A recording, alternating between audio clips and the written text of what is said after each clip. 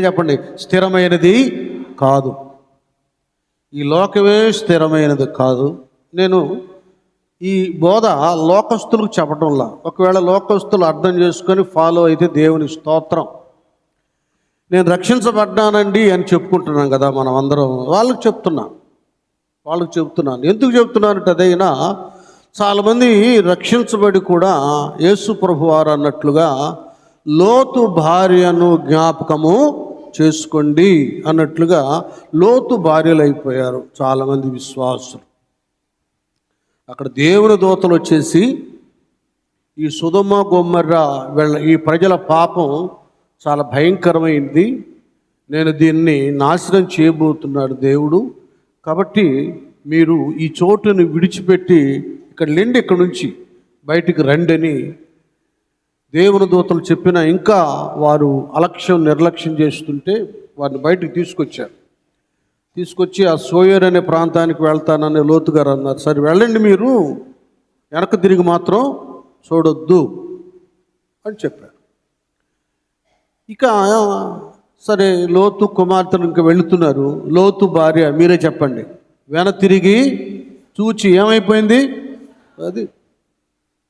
ఇప్పుడు ప్రస్తుత ఈ అంత్య దినాల్లో భక్తిని మెరుగుపరుచుకుంటానికి ఏ విశ్వాసి ఆతృత పట్టలేదు, భయపట్టలేదు, సిద్ధపట్టలేదు. అటు దేవుడికి భయపట్ల, వాక్యానికి భయపట్ల, సేవకుని మాటకు లోబట్టల. ఎవరిష్టం వాళ్ళు చేసుకుంటున్నారు. ఒకడు నడుచు మార్గము సరైనదిగా కనబడవచ్చు కానీ తుదకది నాశనాన్ని కోరుకుంటున్నారు కానీ, నరకాన్ని కోరుకుంటున్నారు కానీ రక్షించబడి పరలోకానికి వెళ్ళాలంటే, నిత్య జీవానికి వారసులమై రక్షణలో ఎదగాలంటే ఏం చేయాలి? స్థిరమైన రాజ్యాన్ని సంపాదించుకోవాలంటే స్థిరుడైన దేవునితో దేవుని ఎలాగో స్థిరపడాలి అనే ఆలోచన ఎవరికి రావడం లేదు. ఎప్పుడు చూసినా ఏమి తిందామా, ఏమి త్రాగుదామనే పరిస్థితిలోనే ఉన్నారు. కానీ అది కాదురా బాబు, ప్రభువారు ముందే చెప్పాడు, మొదట మీరు నా రాజ్యాన్ని, నీతిని వెతకమని, ఆత్మీయ జీవితంలో స్థిరత్వాన్ని కలిగి ఉండమన్నాడు అనేటటువంటి ఆలోచన కానీ, ఆ ప్రశ్న కానీ, ఆ భయం కానీ ఎవరిలో రావడం లేదు. మేము చిన్నప్పుడు పాట ఏం పాడేవాళ్ళు కదా, స్థిరమను నమ్మకు కదా పరదేశం ప్రియులారా, స్థిరమనే నమ్మద్దు. ఈ భూలోకం, ఈ సమస్తం కూడా అస్థిరమే, ఇది సంత లాంటిది అని చెప్పుకొచ్చాడు. కరెక్టే. కొన్ని ప్రదేశాల్లో శుక్రవారము, మంగళవారము, గురువారము సంతలు పెడతారు. పెట్టి ఆ రోజంతా మాత్రమే ఉంటుంది సంత, తెల్లారితే ఎవరుండరు. ఈ లోకం కూడా అలాంటిదే. కనుక నిజదేవుణ్ణి మనం గుర్తెరిగి పరలోక మార్గాన్ని కూడా ఎడిగి మనం దైవత్వంలో స్థిరత్వం లేకపోతే నిత్య జీవానికి ఎలాగో వారసులం అవుతాం. కాబట్టి వీటిని గురించి మనం ఆలోచించాలి. దేవునిలో స్థిరత్వాన్ని కలిగి ఉండటానికి కొన్ని విషయాలు మనం ఎరిగినటువంటివే నేను మీకు జ్ఞాపకం చేస్తాను ఆ వాక్యాధారముగా. ఎందుకంటే దేవునిలో ఉన్నటువంటి ఆ నిలకడ స్థితిని చాలామంది కోల్పోవటానికి కారణం ఏంటంటే, లోతు భార్యలాగా లోతు భార్యకు ఎలాగునా సొదొమ గొమొర్రా మీదే ఆ భ్రమ, ఆశ, వాంఛ కలిగి వెనక తిరిగి చూసిందో, ఇప్పుడు చాలామంది కూడా అదే స్థితిలో ఉంటున్నారు. మళ్ళీ లోకాశ కదా. అలా కాకుండా దేవుడు మనలను లోతు భార్య వలె మాత్రమే కాకుండా మనం నిత్యము ఆయన మనలను విడువక ఎడబాయక ఏదో ఒక రూపేణ కళ ద్వారానో, దర్శనం ద్వారానో, ప్రవక్తల ద్వారానో, వాక్యం ద్వారానో ఆయన మనల్ని మేల్కొల్పుతూనే ఉన్నాడు. అస్థిరులము కాకుండా, దేవునికి దూరం కాకుండా ఆయనలో స్థిరపడటానికి అనేక విధాలుగా ఆయన మనలను వెన్నంటే ఉన్నాడు. కేవలం మనం తినటానికి, ఉండటానికి, మేలుకరంగా లోకంలో ఉండటానికి మాత్రమే కాకుండా ఆయన మనలను విడువడు, ఎన్నడూ ఎడబాయడు. అన్ని విధాలుగా ఆత్మీయతలో కూడా మనం బలహీనము కాకుండా ఆయన మనల్ని వెన్నంటి ఉన్నాడు. దైవత్వంలో మనకు స్థిరత్వం అనేటటువంటిది కావాలంటే మత్తయి సువార్త 7వ అధ్యాయంలో మనం 24వ వచనం నుండి చదువుకుంటూ వస్తే ఈ స్థిరత్వంలో మొట్టమొదటి పాయింట్, కాబట్టి ఈ నా మాటలు విని, చూడండి ఇక్కడ ప్రభువారు చెప్తున్నాడు, మీరు ఈ నా మాటను విని. అర్థమవుతుందా? అంటే ఏంటి మాట అంటే? ఆయన మాట అంటే ఏంటి? ఆయన వాక్యం. ఆయన వాక్యం. ఆది యందు వాక్యముండెను, వాక్యము దేవుని వద్ద ఉండెను, వాక్యమే అది. ఆయన శరీరధారిగా ఉన్నప్పుడు తన నోరు తెరచి ప్రజలతో మాట్లాడాడు. తర్వాత ఆయన పరలోకానికి వెళుతూ దానికి ముందుగానే శిష్యులను కొందరును తయారు చేసి మీరు వెళ్ళండి, ఏ పల్లెకు, ఏ పట్టణానికి, ఏ ఇంటికి వెళ్తారో అక్కడికి వెళ్ళి ఈ నా మాటలు వారికి బోధించండి. ఆ వాక్యాన్ని వారు విని గైకొంటే వాళ్ళు అర్హులు వారు. కాబట్టి అక్కడే మీరు భోజనం చేయండి, అక్కడే మీరు బస చేయండి, వారినే మీరు ఆ ఇంటికి శుభము సమాధానము కలుగునుగాక అని తెలియచేయండి. కనుక సమాధాన పాత్రుడు ఆ ఇంట నిలిచి ఉంటాడు. మీకు తెలిసిందే కదా. అలాగే యేసు ప్రభు వారు ఆయన శరీరధారిగా ఉన్నప్పుడు కూడా మరి మరియ, మార్త, లాజరు ఇంటికి వెళ్ళినప్పుడు వాళ్ళు రక్షించబడ్డారు కదా. ఇక పేతురు, అలాగే యాకోబు, యోహోను, పౌలయ్య లాంటి వారు ఆ గృహాలకు వెళ్ళినప్పుడు ఆ గృహాలను రక్షణలోకి నడిపించారు. యేసయ్య వెళ్ళినప్పుడు జక్క ఇంటికి రక్షణ వచ్చింది. పౌలు గారు చెరసాలలో వేయబడ్డప్పుడు వారి పాటలు, వారి ప్రార్థన ద్వారా ఆ చెరసాల పునాదులు కదిలిపోయి ఆ నేరస్తుల యొక్క సంఖ్యలు ఊడిపోయినా కూడా వారు పారిపోకుండా ఉన్నదాన్ని బట్టి వీళ్ళ ప్రార్థనలో, వీళ్ళ భక్తిలో, వీళ్ళ పాటల్లో, వీళ్ళు సేవించే దేవుళ్ళో ఉన్న శక్తి ఉన్నతమైనదని చెరసాల నాయకుడు గ్రహించి, అయ్యలారా, రక్షణ పొందుటకు నేనేమి చేయాలన్నప్పుడు మీరు ప్రభువునందు విశ్వాసం ఉంచండి, ఆయన వాక్యమైన విశ్వాసం ఉంచండి, మీరును మీ ఇంటి వారిని రక్షించబడతారన్నప్పుడు ఆ రాత్రి వాళ్ళకు సువార్త చెప్పినప్పుడు అప్పటికప్పుడే అర్ధరాత్రి సమయంలోని ఏమాత్రం ఆలస్యం చేయకుండా చెరసాల నాయకుడును తన భార్య బిడ్డలను రాత్రి వేళ వెళ్ళి బాప్తీసాలు పొందారు. గట్టిగా చప్పట్లు పడదాం, దేవుని స్తోత్రం. చూసారా, ఇలాగ వాళ్ళు సంపాదించుకున్నారు. దైవ సేవకులు దేవుని యొక్క వాక్యాన్ని చెప్పినప్పుడు దానికి లోబడి రక్షణ లేని వారు రక్షించబడ్డారు, బలహీనులు బలపరచబడ్డారు. ఆయనకేమండి, కొర్నేలికి ఏంటి, చెరసాల నాయకుడికి ఏంటి, జక్కయ్యకి ఏంటి, వీళ్ళందరూ ధనవంతులే కానీ మేము ధనవంతులే అని దేవుని వాక్యాన్ని నిర్లక్ష్యం చేయలేదు, దేవుని మాటను తృణీకరించలేదు, దేవుణ్ణి త్రోసివేయలేదు. వాళ్ళు తమ ఇంట చేర్చుకున్నారు, వారు లోబడ్డారు, అలాగ అనుసరించారు. ఆ కుటుంబాలు దీవించబడ్డాయి. అర్ధరాత్రి బాప్తిస్మం ఏంటండి? ఒక రోమీయుడై ఉండి భార్య పిల్లలతో అంతరాత్రి వేళ ఏంటిది? అది కదా సరైన సమర్పణ, తీర్మానం, దేవునికి లోబడటం అనేటటువంటిది. ఇది చాలామంది వస్తున్నారు, పోతున్నారు, కానీ రక్షణ పొందుకోవటం లేదు. రక్షణ అనేది అంత తేలిగ్గా దొరకదండి. అందుకంటాడు, ఇది ఏ మిక్కిలి అనుకూల సమయము, ఈనాడే రక్షణ దినము, రేపేమి సంభవించిన మనకి తెలియదు. సజీవులుగా ఉన్న ఈ గడియలోనే మనము రక్షణ లేనటువంటి వారు, ఇంకా బాప్తిసం పొందిన బిడ్డలు, వాళ్ళు ఎవరైనా సరే రక్షించబడాలి. నిత్య జీవానికి వారసత్వాన్ని మనం సంపాదించుకోవాలి. అది మీరు గమనించండి. కాబట్టి దేవునిలో మనం స్థిరంగా ఉండాలంటే, స్థిరత్వం కలిగి ఉండాలంటే మొదట ఈ నా మాట విని, ఆయన చెప్పినటువంటి మాటలు వినటం. అప్పుడు యేసయ్య చెప్పాడు, తర్వాత ఆయన శిష్యులకు అధికారం ఇచ్చాడు, తర్వాత సేవకులకు పిలుచుకొని ప్రపంచంలో కోట్ల మంది సేవకులను ఏర్పాటు చేసి మీరు వెళ్ళండి, సర్వజనులకు సువార్తను ప్రకటన చేయండి. వాళ్ళు నమ్మి బాప్తిసం పొందితే రక్షించబడతారు, నమ్మని వానికి శిక్ష విధించబడుతుంది. అది చదువునాను ఇప్పుడు. కాబట్టి ఈ నా మాటలు విని, దేవుని యొక్క వాక్యాన్ని విని వాటి చొప్పున చేయు ప్రతివాడును. అది ఇదేనండి. ఒక్కొక్క పాయింట్ మనం కట్టుకుంటూ వద్దాం. ఒక టాపిక్ వేస్తారు, అలాగూ పునాది తవ్విన తర్వాత మూలరాయి వేసినాక ఇటుక మీద పేర్చి ఒక ఇటుక వేస్తాడు, దాని మీద మాలు వేస్తాడు. అంటే మాలు అంటే సిమెంటు ఇసుక కలిపి దాని మీద వేస్తాడు. దానిపైన ఇంకొక ఇటుక వేస్తాడు. ఇవన్నీ మూలరాతికి సెట్ అయిపోతాయి అన్నమాట. అలాగే దేవుని యొక్క వాక్యాన్ని మనం వింటూ అలాగూ ఆ వాక్యంలో వెళుతున్నప్పుడు మూలరాయి అయిన యేసయ్యలో హత్తుకుంటాం, ఆయనలో సెట్ అయిపోతాం అన్నమాట.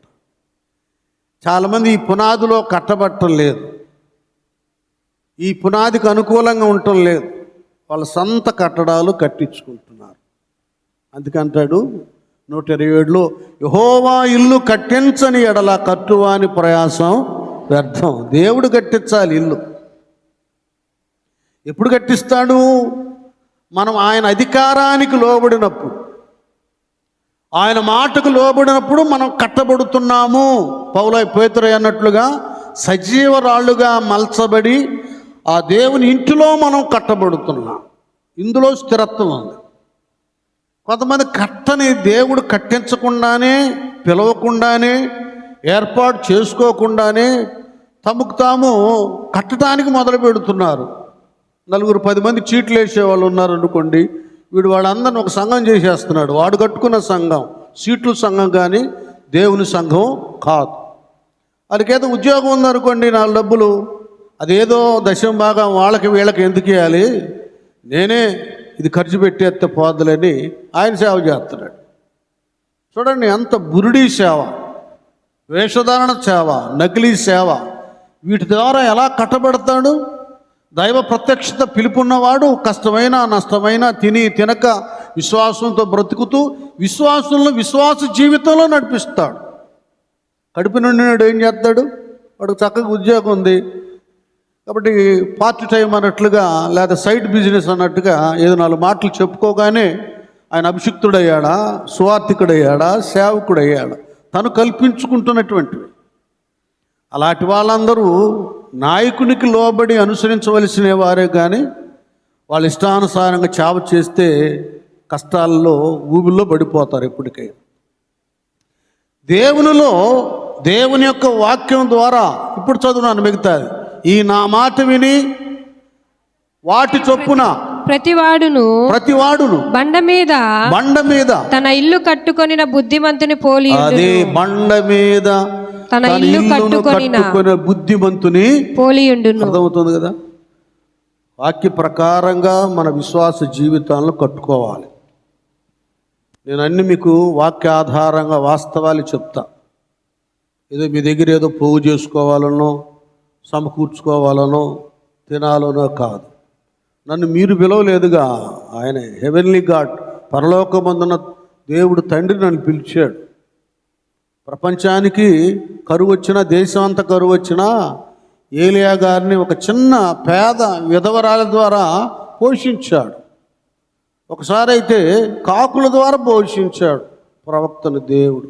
నానా నువ్వు దశంభాగాలు ఎగ్గొట్టినా, కానుకలు ఎగ్గొట్టినా, కృతజ్ఞత అర్పణలు ఎగ్గొట్టినా, దేవునికి ఇవ్వవలసినవి ఇవ్వగొట్టినా, నువ్వు ఒకవేళ దేవుని సేవకుడు నోరు కొట్టాలని చూస్తావేమో కానీ పిలిచిన ఆయన తన భక్తులని, తన కుమారులు కుమార్తెలు సేవకురాలను అనాథులుగా చేయడు.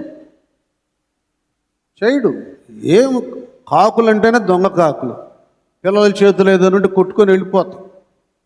అలాంటి కాకులు మాంసమైన రొట్టెలు తీసుకురావటం ఏంటంటే అక్కడ చేస్తాడు సేవకుల్ని, ఆయన భక్తుల్ని. అయినా ఒకవేళ విధవరాళ్ళు అయ్యి మీరున్న ఎవరన్నా ఉన్నా క్షమించండి, మీరేం భయపడద్దు. సారేపతిలో మహారాజుల ఇళ్లల్లో ఫుడ్ లేదు, సారేపతిలో ఉన్న విధవరాళ్ళ ఇంట్లో సమృద్ధిగా ఆహారం. ఆమె మాత్రమే కాకుండా, ఆమె బిడ్డ మాత్రమే కాకుండా ఎవరెవరు ఉండారో ఆ ఇంట్లో బంధుమిత్రులందరూ సమృద్ధిగా తిని బ్రతికారు. ఇది విధవరాళ్ళ ప్రార్థన దేవుడు ఆలకిస్తాడు, వాళ్ళ పక్షంగా ఉంటాడు. అయితే నేను చిన్నది చెప్తున్నా, మీరు విమర్శ అనుకోవద్దు. విధవరాళ్ళైన మీరు గట్టుల దగ్గర, పుట్టల దగ్గర, టీవీల దగ్గర కూర్చొని ముసలమ్మ ముచ్చట్లు చెప్పుకోగాకండి. పోయేవాళ్ళని పిలిచి అక్క ఎక్కడికి వెళ్తున్నామని ఇరుగు పొరుగు వారి సంగతులు మీరు చెప్పుకోవద్దు. నువ్వు రక్షణ పొందుకున్నావు ఒకటి, విధవరవాలై ఉన్నావు, దేవుడు నీ పక్షంగా ఉన్నాడు, నాయకుడిగా యజమానుడుగా. నువ్వు ప్రార్థన, ఉపవాసం, భక్తి, దేవుని మందిరం, సాధ్యమైతే కొద్దిగా ఓపిక ఉంటే విధవరాళ్ళు పరిచర్య కూడా చేసుకోండి. మీకు అర్థం అవ్వాలంటే లోకాసు వార్త మీరు చదవదులండి, 2వ అధ్యాయం 36, 37 వచనాలు చదవండి. అక్కడ అన్నా అనే ఆమె అక్కడ ప్రార్థన చేసి మందిరంలో పరిచర్య చేస్తూ ఉంది. తప్పు లేదండి, ఎక్కడన్నా మనం స్టైల్ పోవచ్చాము, కానీ దేవుని సన్నిధిలో బడాయి ఇవేం పనికిరావు.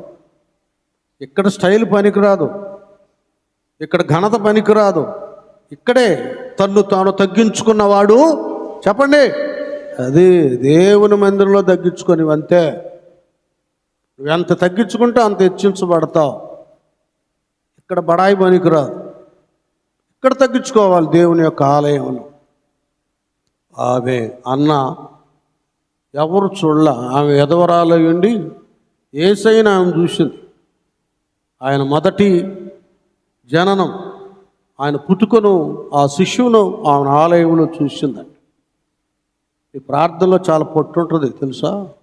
అయితే మీరు ఏ విషయంలో లోటు లేకుండా నోరు కంట్రోల్లో ఉండి, అన్ని కంట్రోల్లో ఉండి, ఎక్కువగా వ్యర్థమైన ముచ్చట్లు కాకుండా దేవుని వాక్యం, దేవుని పాటలు, ప్రార్థన, స్తుతులు, విజ్ఞాపన, ఏకు ప్రార్థన, సంఘములో నిత్యం కనబడటం, పరిచర్య చేయటం, ఈ కార్యాలు మీరు చేస్తే మీకంటే మించిన ప్రవక్తలు ఎవరు ఉండరు. గట్టిగా చప్పట్లు పడదాం. అది మీకు న్యాయ సూత్రాలు చెబుతున్నా, దీవెనకు మూలం నేను మీకు చెప్తున్నాను. అది నాకు విమర్శించవలసిన అవసరం లేదు, నియమాలు చెబుతున్నాను. ఒక్కొక్క దానికి ఒక్కొక్కటి ఉంది. కాబట్టి దేవుని యొక్క మాట వినాలి. ఆ మాటను గైకొనేటటువంటిదే దేవునిలో స్థిరత్వాన్ని కలిగించేది. నీకేవేవో ఆలోచనలు వస్తాయి, నువ్వు కూడా దేవుని సేవ చేస్తున్నావు, కూటాలు పెడుతున్నావు, ప్రార్థనలు పెట్టిస్తున్నావు, భోజనాలు పెడుతున్నావు, ఇవన్నీ అనుకుంటూ ఉంటావు. మన సొంత ఊహలు, ఉద్దేశాలు, ప్లాన్లు వేరు, దేవుని ప్లాన్ వేరు. అందుకే అంటాడు, మీ ఆలోచనలు వేరు, నా ఆలోచనలు వేరు. మీ తలంపులు లాంటివి కాకుండా నా తలంపులు. దావీదుకి ఎందుకు ఆ స్థానం ఇచ్చాడు? దావీదట దేవుని చిత్తానుసారమైన మనసు కలిగినవాడు. ఆవేశపడ్డాడు, నేను మందిని కట్టేయాలని. తగ్గు కొద్దిగా, నువ్వు కాదులే, ఆత్మ కలిగిన వాడు దావీదు గారు, నువ్వు కాదులే, నీ కొడుకు కడతాడు అన్నాడు. ఇంకంత స్టాప్. వెండి, బంగారం, మెటీరియల్ అని తెచ్చేసాడు, ఆపేశాడు. ఇట్లా ఉంటాయి దేవుని ఆలోచనలు. మనము పాటించేటప్పుడు కొన్ని మనం త్యాగం చేయాలి, కొన్ని తగ్గించుకోవాలి, మన హెచ్చింపులు, మన హెచ్చులు మానుకోవాలి. ఇవన్నీ ఇలాగుంటాయి అన్నమాట. ఈ యొక్క దేవుని యొక్క మాట విని ఆ మాట ప్రకారం ఏమంటున్నానా, ఈ నా మాట విని, అదే కాబట్టి ఈ నా మాటలు విని వాటి చొప్పున చేయు ప్రతివాడు, వాటి ప్రకారం మన వాక్యానుసారంగా జీవిస్తున్నాం అనుకో, చెప్పు ప్రతివాడు బండ మీద, అది అంటే యేసయ్యలో తన ఇల్లు కట్టుకొనిన, తన యొక్క ఆత్మీయ ఇల్లు కట్టుకొనిన బుద్ధిమంతుని పోలియుండును. ఎవరిని పోలి ఉంటాడు? బుద్ధిమంతుని. ఇది వాక్యానుసారంగా జీవించినప్పుడు దేవునిలో మనం పెనవేయబడతాం. అక్కడ అంటాడుగా యోహాను 15లో, నిజమైన ద్రాక్షావళిని నేను, తీగలు మీరు. ఆయనలో ఉంటే మనం బహుగా ఫలిస్తాం.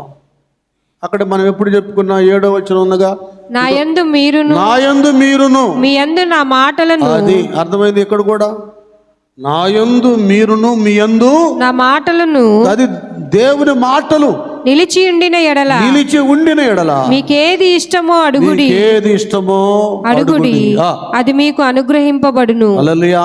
అర్థమైందా? కనుక మనం దేవుల్లో ఉండాలి, దేవుని మాటలు మన యందు ఉండాలి. అంటే వాక్యానుసారంగా జీవించాలి. ఈ నియమాలు మనం కొద్దిగా లోతుగా తెలుసుకోవాలి. ఒక్కోసారి మనం చేసేది మంచిది అనుకుంటాం, వాక్యానుసారమైనది కాకుండా. నేను చెప్తున్నా వినండి, వాక్యానికి అనుకూలమైనది కాకుండా అది మంచిదని నీవేదనుకోని చేసినా అది దేవునికి వ్యతిరేకమైనది. నీ సొంత తలంపులది, నీ యొక్క సొంత ఆలోచనలు అవి. అందుకంటాడు ప్రసంగిలో, అది మంచే కానీ తర్వాత చెడే కానీ ప్రతిదీ అంట రేపు దేవుని దగ్గర లెక్కలోనికి, తీర్పులోనికి వచ్చింది. అది మంచి అయినా కూడా నీకు మంచి అనుకుంటావు, ఇది చేస్తావు కనుక నేను దేవుడిలో ఉన్నానులే, నేనేదో చేస్తున్నానులే, మంచి చేస్తాను అనుకుంటా. లేదు లేదు, నీ సొంత ఆలోచన ప్రకారం చేసే మంచి అది దైవ దృష్టికి చెడు. దేవుని ఆలోచన ప్రకారం చేసేటటువంటిది అది ఒకవేళ నీకు శ్రమైనా, కష్టమైనా, నిందైన, అవమానమైనా అది మంచి. ఎందుకంటే అది దేవుని ఆలోచన. ఇలాగుంటుంది. దేవుని వాక్యం అనబడేటటువంటిది అది అనుసరించకుండా నువ్వు రక్షణ పొందుకున్న ముందు నీ మనసే నిన్ను ఆపేసింది. అది కాదులే, మన పేరు, ఘనత, మనం హాయిగా ఉండాలంటే, మనం సుఖంగా ఉండాలంటే ఇది చేయాలి అని నీ మనసు చెప్పింది. నీ మనసు చెప్పే మాట ఏంటో తెలుసా? దేవుని లేఖనాలకు, వాక్యానికి వ్యతిరేకమైనది. నువ్వు ఆలోచించింది ఏది కూడా వాక్యంలో ఉండదో, దానికి వ్యతిరేకంగా ఉంటుంది. మళ్ళీ భక్తే, ప్రార్థనే, మందిరమే, కానీ దేవుని మాటలు మనలో ఉండవు. ఆ మాట మాయమైపోతుందన్నమాట. వాటి ప్రకారం చేయవాడు బండ మీద తన ఇల్లు కట్టుకొనిన బుద్ధిమంతుని, బండ అనగా క్రీస్తులో మన ఆత్మీయ జీవితాలు కట్టుకున్నప్పుడు, ఈ బండ మీద ఉన్నప్పుడు అవి స్థిరంగా ఉంటాయి. ఇంకెవరు ఆయన తాకగలరు? ఆయనలో నుండి మనల్ని ఎవరైనా దూరం చేయగలరా? ఆయన అరిచేతిలో మనల్ని అలాగున చెక్కుకున్నాడు, రూపుదిద్దుకున్నాడు. ఈ చేతిలో నుండి మన రూపాన్ని ఎవడైనా చెరిపివేయగలడా? పాడు చేయగలడా? కనుక వాక్యానుసారంగా మనం జీవించినప్పుడు బండ మీద మన ఆత్మీయ గృహాలను, జీవితాలను, ఇళ్లను కట్టుకున్న వారమవుతా. బుద్ధిమంతులు అంటున్నాడు చక్కగా యేసు ప్రభుల వారు కదా. బుద్ధిమంతులు అనగానే మీ మైండ్ ఎక్కడికి వెళ్ళి చెప్పండి ఒక మాట. బుద్ధిమంతులు అనగానే ఎక్కడికి వెళ్ళి చెప్పండి. కన్నికల్లో ఎక్కడికి వెళ్ళిద్ది? గట్టిగా, పాతాళమును తప్పించుకొనవలనని బుద్ధిమంతుడు పరమునకు పోవు జీవ మార్గమును నడుచుకుని. ఇక్కడ సామెతల్లో ఏం వెతుకుతున్నాడు? జీవ మార్గాన్ని వెతుకుతున్నాడు. రెండోది మత్తయి సువార్త 25వ అధ్యాయంలో బుద్ధి గల, చెప్పండి, బుద్ధి గల. అది ఈ బుద్ధిమంతులు అంటే ఎవరంటే తెలుసా? బుద్ధి లేని కన్నికలు కాదు. ఎవరట వీరు? బుద్ధి గల కన్నికలంటే యేసయ్య రెండవ రాకడ కొరకు సిద్ధపడే వధువు సంఘము. గట్టిగా చప్పట్లు కొడదాం. అర్థమవుతుందా? ఇది మీరు ఆలకిస్తున్నారా? దైవత్వములో, దేవునిలో మనం స్థిరత్వం కలిగి ఉండాలంటే వాక్యాన్ని వినాలి. గైకొనినప్పుడు క్రీస్తు అనే బండ మీద మన ఆత్మీయ గృహాలను నిర్మాణం చేసుకుంటున్నాం. సజీవరాళంగా మలచబడి ఆయనలో ఉంటున్నాం. బుద్ధిగల కన్నికలంగా తీర్చబడుతున్నాం. ఆ తర్వాత ఏమంటాడో చూడండి, అన్ని క్లారిటీగా ఉన్నాయి. నెక్స్ట్ చదువు నాన్న. వాన కురిసెను, వరదలు వచ్చెను. అది కనుక చూడండి, వినండి, అర్థం చేసుకోండి మీరందరూ. మనం రక్షించబడ్డాం, ఆరాధన చేస్తున్నాం, దేవుళ్ళు ఉన్నామండి. ఇప్పుడు మన తుఫాన్ వచ్చింది, 2 తెలుగు రాష్ట్రాల్లో వరదలు వచ్చినాయి, మొత్తం వచ్చేసినాయి. ధనవంతుల ప్రాంతంలో వచ్చినాయి, బిల్డింగ్లు ఉన్న దగ్గర పడ్డాయి, ఊరిళ్ళు ఉన్న వాళ్ళ మీద పడ్డాయి, రేకుల షెడ్లు ఉన్న వాళ్ళ మీద పడ్డాయి, అంతా పడ్డాయి. అలాగే శ్రమ, నింద, అవమానం, కష్టం, ఆకలి, దప్పికలు అనేటువంటివి నీతిమంతులకు వస్తాయి, అనీతిమంతులకి వస్తాయి. సూర్యుడు, చంద్రుడు ఎలాగూ నీతిమంతుల మీద, అనీతిమంతుల మీద వాళ్ళు వెలుగు ప్రకాశింపజేస్తున్నారో, వర్షం ఎలాగ అందరి మీదకి వస్తాయో, శ్రమలు అనబడేవి రక్షణ పొందుకున్న వారికి కూడా వస్తాయి అనేటటువంటిది మర్చిపోవద్దు. ఇక్కడ ఒక చిన్న లింక్ ఏంటంటే, ఏమేమి గురించి అంటున్నానా, మళ్ళీ అక్కడి నుంచి స్టార్ట్. వాన కురిసెను, చూడండి, వాన వచ్చేసింది, వరదలు వచ్చెను. చూడండి, మొన్న వచ్చినట్టుగా వరదలు వచ్చినాయి. గాలి విసిరి గాలి విసిరి ఆ ఇంటి మీద కొట్టెను. అది ఇవన్నీ వస్తాయి, శ్రమలు, నిందలు, శోధనలు, అవమానాలు, కష్టాలు. మనకు అర్థమయ్యే భాషలో అప్పులుంటాయి, ఆర్థిక ఇబ్బందులు ఉంటాయి, అనారోగ్య సమస్యలు ఉంటాయి, కుటుంబంలో పోరాటాలు ఉంటాయి, ఏమండి వ్యాధులు, బాధలు, రకరకాలు అన్నీ పడతా ఉంటాయి. అందరికీ వస్తాయి, మనకి వస్తాయి. ఇప్పుడు ఏంటంటే చక్కటి ఒక పట్టు, ఒక ఆనందం, రక్షణ పొందుకున్న పిల్లలైనటువంటి మనకు వాన కురిసింది, వరద వచ్చింది, గాలి పెట్టింది. నెక్స్ట్ గాని దాని పునాది అది అర్థమవుతుందా? దాని పునాది బండ మీద వేయబడెను. అర్థమవుతుందా మీకు? వాక్యానుసారంగా జీవించడం అనేది ఎంత గొప్ప పునాది. అందులో ఉన్న బండ యేసు ప్రభువారు, ఆ పునాది అపోస్తుల పునాది. అక్కడ మనం కట్టబడినప్పుడు లెక్కలు వేరే ఉంటాయండి. ఆచారంగా ఇష్టమైతే ప్రార్థన, ఇష్టం లేకపోతే రాకపోవడం, ఇంట్రెస్ట్ ఉంటే ప్రార్థన, ఇంట్రెస్ట్ లేకపోతే ఆగిపోవటం, ఇది భక్తి కాదు. ఎప్పుడైతే నీకు నీ సొంత ఆలోచన నుండి దేవుని మందిరాన్ని, ఆరాధన కూడా నువ్వు నిర్లక్ష్యం చేసుకుంటున్నావో అప్పుడే దేవుని ఆజ్ఞను ఉల్లంఘిస్తున్నావు, అప్పుడే దైవ నియమాన్ని తృణీకరిస్తున్నావు. ఏమండి, ఈ లోతులోకి మనం వెళ్ళవలసిన అవసరం లేదు. నువ్వు ఉద్యోగం చేస్తున్నావు, నీ ఉద్యోగానికి నీకు ఇష్టం వచ్చినప్పుడు వెళ్ళటం, ఇష్టం లేనప్పుడు మానటం అనేది చేస్తావా? వెంటనే యజమానుడు గెటౌట్ అంటాడు, ఇంకంతే తీసేస్తాడు జాబ్లో నుండి. నీకు జాబ్ ఇచ్చినా దేవుణ్ణి మర్చిపోతున్నావు. ఏమంటే అసలు ఇచ్చింది ఆయన కదా నీకు పోషణ. ఆయన సెలవు లేకుండానే మనం భోజనం చేయలేము, నీళ్లు త్రాగలేము. ఆయన సెలవు ప్రకారం నీకు దేవుడు ఒక స్థానాన్ని ఇచ్చాడు. ఆయనైతే మర్చిపోతున్నాం, ఆయనకైతే భయపడలేదు. ఆయన ఇంటికి వెళ్తానికి, స్పిరిచువల్ ఆఫీస్కి వెళ్తానికైతేనేమో నువ్వు నిరాకరిస్తావు. అంత నీ ఆలోచనతోనే చేసుకుంటావు, గస్టెడ్ ఆఫీసర్ లాగా. ఏమండి, అక్కడైతేనేమో అమ్మో అని వణుకుతావు. వణకవలసిన దేవుని దగ్గర మనం అందరం వణకాలి, అంతే. ఇక్కడ తగ్గించుకుంటే, ఇక్కడ వణికితే ఉన్నతమైన స్థానాన్ని గొర్రెలు గాల్చుకునేటటువంటి దావీదును దేవుడు మహారాజుగా చేసినట్లుగా చేస్తాడు. నమ్మితే గట్టిగా చప్పట్లు కొట్టేశా. దీనులకు అండాయనే, భక్తిహీనుల కూల్చును. దీనులకు అండాయనే, భక్తిహీనుల కూల్చును. సితారాతో దేవుని స్తుతులతో కీర్తించుడి. సితారాతో దేవుని స్తుతులతో కీర్తించుడి. దేవునికి స్తోత్రము గానము చేయుటయే మంచిది. మన మందరము స్తుతి గానము చేయుటయే మంచిది. హల్లెలూయా. కాబట్టి దేవునిలో మనం స్థిరంగా ఉండాలంటే మొట్టమొదటి మెట్టు దేవుని వాక్యం. ఈ వాక్యాన్ని మనం గైకొన్నప్పుడు బండ మీద తన ఇల్లు కట్టుకున్న బుద్ధిమంతుని మనం పోలింటాం. ఒకవేళ లోకంలో అందరికీ శ్రమలు, కష్టాలు, నిందలు ఎన్ని వచ్చినా, ఏమండి ఏం జరుగుతుందంట? వర్షం వచ్చి, గాలి వచ్చి, ఏమొచ్చినా నానా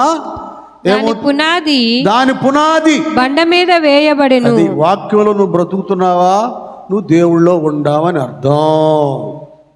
అర్థం చేసుకోండి. నేను దేవుడికి అది ఇచ్చాను, ఇది ఇచ్చాను, ఏదో చేశాను అన్నది కాదు అక్కడ లెక్క. పొట్టేళ్ల కురవ అర్పించుట కంటే మాట వినుట. అదే నువ్వు ఏదైనా పెడితే, ఏదైనా ఇస్తే జనాలు పొగుడుతారు, దేవుడు పొగడ్డు. ఆయన వాక్య ప్రకారంగా నువ్వు జీవించి ఆయన సన్నిధిలో తగ్గించుకొని విధేయుడుగా సద్భక్తుడిగా భక్తురాలుగా కనబడితే ఆయన మెచ్చుకుంటాడు. బడా నమ్మకమైన మంచి దాసుడా దాసురాలని.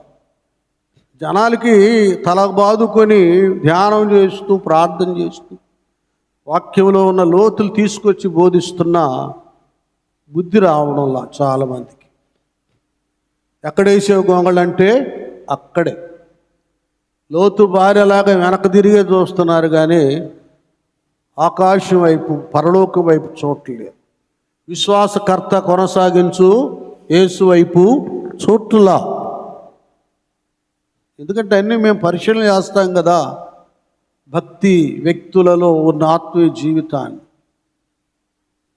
డోంట్ కేర్ వాళ్ళకి దేవుని సేవకుడన్నా దేవుని వాక్యం అన్నా పరిశుద్ధ సహవాసం అన్నా కూడా అంత ఇష్టత కలిగి ఉంది. పేరుకు మాత్రం కనబడతారు, పేరుకు మాత్రం భక్తులు అనిపించుకుంటున్నారు కానీ ఆ భక్తి అంతా పైకి భక్తి గలవారుగా ఉండి భక్తిలో ఉన్న శక్తిని ఆశ్రయించడం లేదు. మనకు మనమే మోసపరుచుకుంటున్నాం, మనం ఎవరిని మోసం చేయడం లేదు. ఏమండి, మనం నటన వలన ఎవరికి నష్టం హాని కలగదు. ఏమండి, దేవుడు జీవాధిపతి అయినటువంటి దేవునికి కూడా మహిమ తగ్గదు. నువ్వు కాకపోతే నేను కాబట్టి ఇంక కోట్ల మంది ఉన్నారు ప్రపంచంలో. యెహోవా పరిశుద్ధుడు పరిశుద్ధుడని దూతలతో పాటు వాళ్ళు మహిమపరుస్తున్నారు. ఆ స్థానాన్ని వాళ్ళు సంపాదించుకుంటారు. అది ఇక్కడ ఇవన్నీ వచ్చినాయి. బండ మీద కట్టబడి ఉంది కనుక ఏమైంది, ఇక్కడ ఇవన్నీ వచ్చినా కూడా అది పడలేదు. అది కావాల్సింది ఏమవ్వాలి, పడలేదు. అంటే దేవునిలో వాక్యంలో మనం సరిగా జీవిస్తే ఎన్ని శోధనలు శ్రమలు కష్టాలు వచ్చినా కూడా ఏమాత్రము మనము లోకంలో పడిపోమో. అంతే, గట్టిగా చప్పట్లు కొడదాం. వాక్యంలో జీవించడం అలవర్చుకోవాలి మనం అందరం. వచ్చేసింది, పడలేదు అసలు ఏమి రవ్వంత కూడా. ఆ ఇల్లు కూలిపోలేదు. పునాది గొప్పది, మూలరాయి బలమైనది, ఇంకెక్కడ కదులుతుంది కదా. కీర్తనలో రాయబడ్డట్టు నీ కుడివైపు 8,000 మంది కూలినా, ఎడమవైపు 8,000 మంది కూలినా పడిపోయినా ఏ అపాయము నీ యొద్దకు రాదు. అలాగుంటావు, కదలక ఎలాగుంటారో 125 కీర్తనలాగా కదలక నిత్యము నిలుచు సియోను కొండవలే. ఇది వాక్యానుసారం జీవిస్తే అని చెప్తూ ఇప్పుడు చెబుతున్నాడు. ఆచార భక్తులు, అనుకూల భక్తులు, అవకాశ భక్తులు, వారికి ఇష్టమైనటువంటి రీతిగా ప్రవర్తించే భక్తుల గురించి కింద చెబుతున్నాడు. చదువునా నెక్స్ట్. మరియు ఈ నా మాటలు విని, అది వీళ్ళు కూడా వాళ్ళలాగే ప్రార్థనకు వచ్చారు, చక్కగా కూర్చున్నారు, ఇలాగే దేవుని వాక్యం విన్నారు. విని వాటి చొప్పున చేయని ప్రతివాడు ఎలాగా ఈ నా మాటలు విని దేవుని వాక్యాన్ని విని వాటి చొప్పున చేయని ప్రతివాడు. అది ఇక్కడ కొద్దిగా విన్నారు కానీ ఆ వాక్య ప్రకారం ఆ మాట చొప్పున లేఖనానుసారంగా వాక్యానుసారంగా చేయలేదు, గైకొనలేదు, పాల్గొనలేదు, ఆచరించలేదు, అనుసరించలేదు. అది వాళ్ళ ఇష్టం. కొంతమంది కొన్ని చెప్తాం, ప్రార్థన రండి సిస్టర్, ప్రార్థన రండి బ్రదర్, అలాగుంటాం ఏంటి, ఆదివారం పోగొట్టుకుంటాం ఏంటి, అది శ్రేష్టమైన రోజు.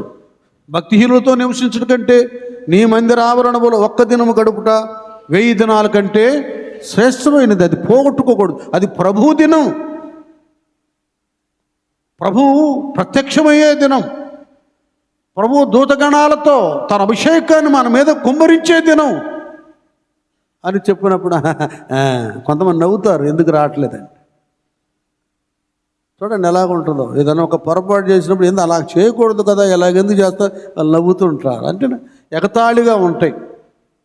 ఇది సొదొమ గొమొర్రాలో లోతు కాబోయే అల్లులంట ఎగతాళి చేశారంట. రాయా, దేవుడి పట్టణాన్ని నాశనం చేయబోతున్నాడు, మనం వెళ్ళిపోదాం పదండి అంటే ఎగతాళి చేస్తున్నాడు. ఏంది మామ కొత్త డైలాగులు చెబుతున్నామని ఎగతాళి. కొంతమందికి దైవ సేవకులు, సేవకురాళ్ళు, అన్నోళ్ళు, పెద్దోళ్ళు, భక్తులు చెప్పే మాటలు ఎగతాళిగా ఉంటాయి. ఏదో చెబుతారులే, కాదు. దేవుడు తన వాక్యం ద్వారా మాట్లాడిన వారు వింటారు, కానీ గై కొనక దాని ప్రకారంగా చేయని స్థితి ఏంటంటే, ఇక్కడ తేటగా మీకు అర్థమయ్యేటట్టుగా నేను చెప్పట్లేదండి, యేసయ్యే చెప్తా ఉన్నాడు. నా మాట విని వాటి ప్రకారం చేయని ప్రతివాడు ఇసుక మీద తన ఇల్లు కట్టుకొనిన బుద్ధిహీనుని పోలియుండును. ఇప్పుడు మీకు అర్థము తెలుసు మీకు, మళ్ళీ నేను జ్ఞాపకం చేస్తాను. వాక్యం విని కూడా గైకొన వాళ్ళు, అనుసరించిన వారు ఎలాంటి వాళ్ళంటే, ఇసుక మీద తన ఇల్లును. ఇసుక అంటే ఏంటో తెలుసా? లోకం. సందర్భంగా చిన్న లింకు చెప్తాను. అబ్రహాంకి దేవుని వాగ్దానం ఏంటంటే, చెప్పమ్మా టీచర్ గారు, 1 ఎలాగ విస్తరింపు చేస్తానన్నాడు చెప్పా. 1 ఇసుక, 2 గట్టిగా చెప్పండి. మన పొరుగు పోద్ది, అందరు యూట్యూబ్లో చూస్తున్నారు. 40 సంవత్సరాల పైన సంఘం. అట్లా అట్టనగానే క్యాచ్ చేయాలి. అసలు ఇది ఎలాంటిది మీకు ఒకసారి జ్ఞాపకం చేస్తా. ఈ సంఘం అన్నా మరి నీకు జ్ఞాపకం ఉందా? సుమారు ఎన్ని సంవత్సరాలు పెట్టా నేను బైబిల్ స్టడీ? ఐడియా ఉందా? అంత ఆలోచించే శక్తి లేదు నీ దగ్గర ఏమ్మా? 2000 మొదలుకొని దాదాపు 2014 అక్కడ దాదాపు 15 సంవత్సరాలు బైబిల్ స్టడీలో రూతు గ్రంథం రాశా, యోబు గ్రంథం సిద్ధపరిచా, ఎస్తేరు గ్రంథం రాశా, ఇవన్నీ రాశాను. అప్పుడు హెమీలు, ఇప్పుడు సేవకురాళ్ళు వెళ్ళిపోయారులేండి. వాళ్ళని చూస్తేనే మన దగ్గరికి ప్రసంగం చేయటానికి వచ్చిన ప్రసంగికులు కూడా వణికేవాళ్ళు. ప్రసంగం అయిపోయిన వెంటనే ప్రశ్న వేసేవాళ్ళు. ఏ ప్రాబ్లం ఉందో ఆయన చెప్పిన దాంట్లో తేడా ఏంటో చెప్పేసేవాళ్ళు. ఇట్లా కదండి మీరేది ఎట్ట చెప్పారని. మరి మీకు బాగా తెలుసు, వాళ్ళ టీమే వాళ్ళందరూ. అందులో ఎక్కువ ఆడపిల్ల ఉన్నారు. వాళ్ళందరూ ఇప్పుడు గొప్ప సేవకురాళ్ళు అయ్యారండి. అలాంటిది వరాల సంఘం ఇది. మీరే చాలామంది సద్వినియోగపరుచుకోవట్లేదు, కానీ ఇక్కడ అభిషేకం ఉందండి.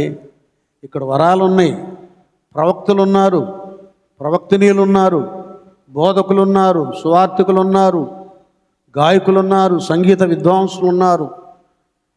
ఇలాంటి శ్రేష్ఠులను ఏర్పాటు చేసినటువంటి అభిషేక స్థలం ఇది.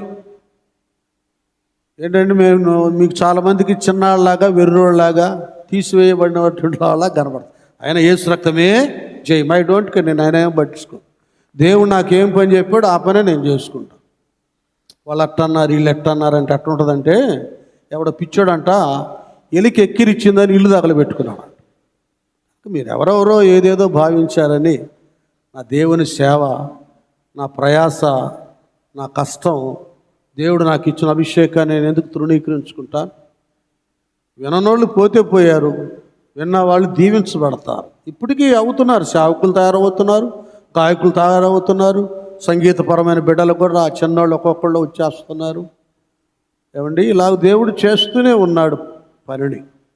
నేను మీకు చెప్పేది ఏంటంటే, ఇంత అభిషేక స్థలంలో మీరెందుకు దేవుని సంఘాన్ని, వాక్యాన్ని చిన్నచూపు చూచి ఆత్మను పోగొట్టుకొని, వాక్యాన్ని పోగొట్టుకొని, పునాది నుండి తొలగిపోయి మీ ఆత్మీయ జీవితాలు ఎందుకు మీరు బలహీనపరుచుకుంటారు?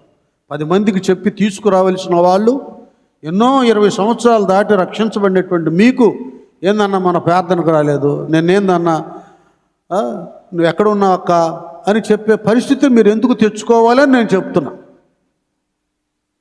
అది మాత్రం వాక్యాధారంగా చెప్తున్నాను. ఇక్కడ చూడండి, ఈ నా మాట విని వాటి ప్రకారము చేయని ప్రతివాడు ఇసుక మీద తన ఇల్లును కట్టుకున్న ఎవని పోలున్నాడు? బుద్ధిహీనుని. ఇక్కడ అబ్రహాం గారికి 2 వాగ్దానాలు. ఇసుక రేణువులు అంత విస్తారముగా ఆయన సంతతిని విస్తరింపు చేశాడు. వారు భౌతిక సంబంధమైన వారు, అనేకమైన జాతులు, అది ఇరాన్ కానీ, ఇరాక్ కానీ, అరేబియా కానీ, అది కానీ, ఇది కానీ, ఇస్రాయల్ దేశం కానీ, వీళ్ళందరూ ఈ భౌతిక సంబంధమైన సంతతి. మరొకటి ఏమన్నానా, ఆకాశ నక్షత్రములు అంటే ప్రభువారి యొక్క రక్తం చేత కడగబడి దేవుని యందు విశ్వాసం ఉంచి రక్షించబడినటువంటి దేవుని సంఘం అంటే మనమే, విశ్వాసులమే. గట్టిగా చప్పట్లు కొట్టండి. అర్థమవుతుందా? ఎవరైతే అనేకులను దేవుని వైపు మలుస్తారో వాళ్ళని ఎలాగ పోల్చాడు ఆయన? నక్షత్రాలుగా పోల్చాడు. నక్షత్రాలు ఎవరై అంటే మనమే. పరలోక సంబంధాన్ని బట్టి, దేవుని యందు విశ్వాసాన్ని బట్టి, ఆయన రక్తాన్ని బట్టి ఎందరు ఆయన్ని చెప్పండి అంగీకరించున్నారో వారందరూ, మీరే చెప్పండి, దేవుని పిల్లలవడానికి దేవుడేమిచ్చాడు? అది మనము ఆకాశ నక్షత్రాల బ్లెస్సింగ్ మనది. ఎందుకు బ్లెస్సింగ్ అంటే శరీర సంబంధాన్ని బట్టి మనం రాలేదు. మనం ఆత్మ సంబంధాన్ని బట్టి ఆయన వాక్యానికి లోబడి ఆయన అంగీకరించి ఆయన చెప్పినట్లుగా బాప్తిసం పొంది రక్షించబడి జీవగ్రంథంలో పేరు వ్రాయించుకొని దేవుని కుమారులుగా, కుమార్తెలుగా ఆకాశ నక్షత్రాల బ్లెస్సింగ్ మనదే. ఇంకోసారి గట్టిగా గట్టిగా గట్టిగా స్తోత్రాలు. అది అలాగూ దేవుడు మనలను విస్తరింపచేశాడు. అలాంటి ఆశీర్వాదాన్ని మనకిచ్చాడు. ఇక్కడ ఏం జరుగుతుందంటే మనం కూడా ఆయన వాక్యాన్ని విని ఆ వాక్య ప్రకారం చేయని ప్రతివాడు ఇసుక అంటే లోకములో, అర్థమవుతుందా, లోకములో కట్టబడుతున్నాం. నామకార్థ క్రైస్తవులుగా ఉన్నాం, ఆచార భక్తులుగా ఉన్నాం, వేషధారులుగా ఉన్నాం. వేషలకైనా పరలోకం ఉందేమో కానీ వేషధారులకు లేదు అని వాక్యం స్పష్టంగా చెప్తాం. ఎవరు వేషధారులు? దేవుని వాక్యం ఇది అని మనం తెలుసుకోవడం కదా. మారు మనసు పొందాలని తెలుసు, మారు మనసు పొందిన వాళ్ళు మారు మనసు తగిన ఫలాలు ఫలించాలని తెలుసు, నానా ప్రార్థన ముప్పోట్ల చేయాలని తెలుసు, చక్కగా మందిరానికి ఆరాధన శ్రేష్టమైనది, అసలు జారు విడవకూడదు, ప్రతిష్ఠ దినాలు మరవకూడదు, ఇవన్నీ మనకు తెలుసు. తెలిసినా కూడా వాటిని పెడచెవిని పెట్టి ఆచరింపక భక్తులాగా మనం కనబడుతున్నామే. ఇదే వేషధారణ అంటాడు. ప్రభు ఏమంటాడు? నా మాట వినకుండా మీరు నన్ను ప్రభువా ప్రభు అని పిలుచుట ఎందుకు? నా మాట అయితే వినరు, నా మాట అయితే వినరు, నన్ను మాత్రం మహాభక్తులాగా ప్రభువా ప్రభు అని పిలుస్తున్నారు. ఇంకా ఏం చేశాడు? లోతుగా చాలా కోపం ఎక్కి ప్రభువా ప్రభు అని పిలుచు ప్రతివాడు పరలోక రాజ్యంలో ప్రవేశించు. ఎవరట? నా తండ్రి పరలోకమందున్న నా తండ్రి చిత్త ప్రకారము. అది పరలోకమందునంటే నా తండ్రి చిత్త ప్రకారం అంటే వాక్య ప్రకారము చేయువాడే ప్రవేశించును, చేయువాడే పరలోకానికి ప్రవేశించును. మళ్ళీ ఈ దగ్గర కౌంటర్ వేయటానికి, ఈయన దగ్గర పరిశీలన చేసుకుంటానికి, ఇంటి దగ్గర తీర్పు తీర్చడానికి కింద ఏమంటారు నాన్న? ఆ దినమందు అనేకులు నన్ను చూచి ప్రభువా ప్రభువా ప్రభువా ప్రభువా మేము నీ నామమున ప్రవచింపలేదా? సరే ఎక్కడ దాకా వెళ్ళిపోయిందో. మా అయ్యా ఏనండి, నాకు దర్శనం వచ్చింది, తెగ ప్రవచనం వచ్చింది అంటున్నాం కదా. నీకు దర్శనం వచ్చినా కళ వచ్చినా ఒకవేళ అది నెరవేరినా నువ్వు ప్రవచించినా ఏమండి వాక్యానుసారమైన నీతి నియమము లేకపోతే నువ్వు దేవుని దృష్టిలోకి వెళ్ళవు. అక్కడ ఏమంటాడు? అక్రమము చేయువార్లనే మాట పెడుతున్నాడు. అంటే క్రమము కలిగిన వాళ్ళు ఎవరంటే దేవుని వాక్యం వినేవారు క్రమస్థులు, విని కూడా అనుసరించిన వారు అక్రమస్థులు. ఆ రోజునంట నీ నామమున ప్రవచించలేదా అంటారంట. నీ నామమున దయ్యములను వెళ్ళగొట్టలేదా? నీ నామమున అనేకమైన అద్భుతములు చేయలేదా అని చెప్పుదురు. అర్థమైందా? మీరు వెళ్ళి ఇంటికి వెళ్ళి చదువుకోండి. మత్తయి సువార్త 7వ అధ్యాయం మొత్తం చదివేసుకోండి. ఎందుకంటే మనం ఏదో ప్రార్థనకు వస్తే భక్తులు భక్తురాలు అయిపోయాం మనకు మనం అనుకుంటున్నాం. ఏదో చేస్తే గొప్పవాళ్ళం అనుకుంటున్నాం. ఏదో చేస్తే ఏదో పెడితే మనుషుల దగ్గర పేరు రావచ్చు, కానీ ఆ దగ్గరికి వెళితే అంత వ్యర్థమైపోద్ది అక్కడ. అసలు నువ్వెవరో నాకు తెలియదు అంటున్నాడు. అర్థమవుతుందా? అంటే వాక్యం విని కూడా దాని ప్రకారం మనం చేయకపోతే దేవుని దృష్టిలో, లిస్టులో, జాబితాలో లేము అని అర్థం. దాన్ని కూడా భక్తి జీవితాన్ని లోతుగా మనం పరిశీలన చేసుకోవాలి. ఏమండి, మేము చిన్నప్పుడైతే పాస్ అయితే చాలు, కొంతకాలానికి ఫస్ట్ క్లాస్ రావాలి. ఈ కాలంలో ఏం రావాలి చెప్పండి మీరు చదువుకున్న వాళ్ళు? ర్యాంకులు. ఏం రావాలి? ఫస్ట్ ర్యాంక్ రావాలి. చదువు కూడా ఎంత జ్ఞానం, చదువు ఎంత డీప్నెస్ అయిందో మీరు ఆలోచించండి. మరి ఆత్మీయతలోను ఇంకా సద్దిభక్తే చూపిస్తున్నావు నువ్వు. ఏది ఇదివరకు నువ్వు ఎట్లాగా బ్యాప్టిస్ట్ లూథరన్ సంఘానికి వెళ్ళి వస్తూ ఉండేవాడు, నీకు ఇష్టమైతే వచ్చే వ్యక్తివో, ఇప్పుడు రక్షణ స్థలాల్లో కూడా దాన్నే నువ్వు అనుసరిస్తున్నావు. ఇప్పుడు నీకు భక్తిలో ర్యాంకు రావాలి. ఏమండి, శాస్త్రుడు పరిచయాలు తక్కువ వాళ్ళు కాదు. వాళ్ళు పుదీనాలో, జీలకర్రలో, నానా అన్నిట్లో కూడా ఏం తీస్తారు చెప్పండి మీరే? గట్టిగా నీగిపోయిన పర్లేదు చెప్పండి. ఏం తీస్తారు వాళ్ళు? దశమ భాగం తీస్తారు. తీయటమే కాకుండా వారానికి చెప్పాలి 2 సార్లు ఉపవాసం ఉంటారు. జారత్వం, చోరత్వం, ఈ దొంగ పని కానీ మళ్ళా ఇలాంటి చెడు పనులు ఏమీ చేయరు వాడు. ప్రభు అంటాడు, శాస్త్రుల నీతి కంటేను పరిచయుల నీతి కంటేను మీ నీతి అధికమైతేనే తప్ప మీరు పరలోక రాజ్యములో. ఏ మాట అండి అది! దీన్ని మించిపోవాలంట మన భక్తి, మన పరిశుద్ధత, మన నీతి, మనం దేవుని వాక్యంలో అనుసరించే విధానం. వీటిని మించిపోతేనే మనం పరలోకానికి వెళతాం.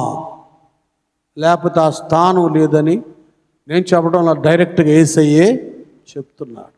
చూసారా ఎలాగైపోయిందో? దేవునిలో స్థిరముగా మనం ఉండాలంటే మొదటి మెట్టు దేవుని వాక్యానుసారంగా జీవించాలి. దేవుని వాక్యం విని కూడా వాటి ప్రకారం చేయని ప్రతివాడు ఇసుక మీద, అంటే లోకములో, దేవునిలో కాదు. అక్కడేమో గైకొనినప్పుడేమో బండ మీద అని స్పష్టంగా ఉంది.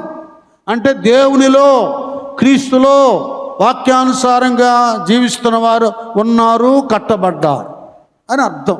వీళ్ళు బుద్ధివంతులు అంటారు.